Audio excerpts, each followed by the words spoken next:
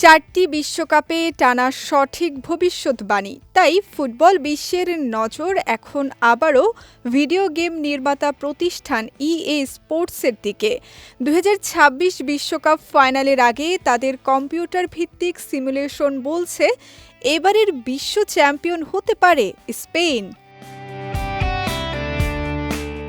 ইতোমধ্যেই বিশ্বকাপের শিরোপা নির্ধারণী লড়াই নিশ্চিত করেছে স্পেন ও বর্তমান চ্যাম্পিয়ন আর্জেন্টিনা।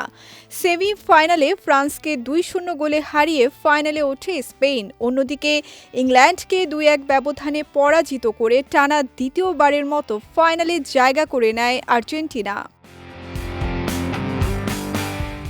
ইএ স্পোর্টসের পূর্বাভাস যদি সত্যি হয়, তাহলে দীর্ঘ ১৬ বছর পর আবারও বিশ্বকাপ জয়ের আনন্দে ভাসবে স্পেন।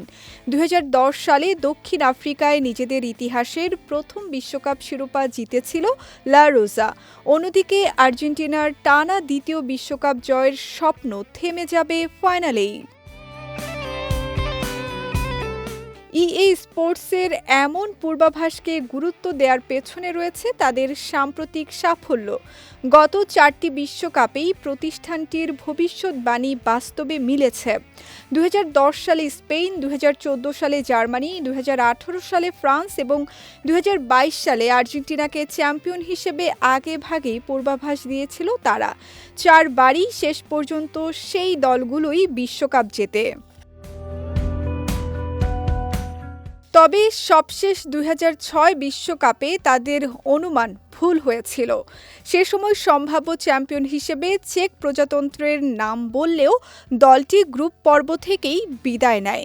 এরপর টানা ৪ বিশ্বকাপে সঠিক পূর্বাভাস দেয়ায় এবারও তাদের বিশ্লেষণ নিয়ে ফুটবল প্রেমীদের মধ্যে তৈরি হয়েছে বাড়তি আগ্রহ। কিন্তু সব হিসাব নিকাশের শেষ উত্তর মিলবে মাঠের খেলায়। বাংলাদেশ সময় রোববার রাত ১টায় যুক্তরাষ্ট্রের মেটলাইফ স্টেডিয়ামে বিশ্বকাপ ফাইনালে মুখোমুখি হবে স্পেন ও আর্জেন্টিনা। এখন দেখার বিষয়, ইএ স্পোর্টসের ভবিষ্যদ্বাণী আবারও সত্যি হয় নাকি শিরোপা ধরে রেখে নতুন ইতিহাস গড়ে লিওনেল স্কালোনির শিষ্যরা।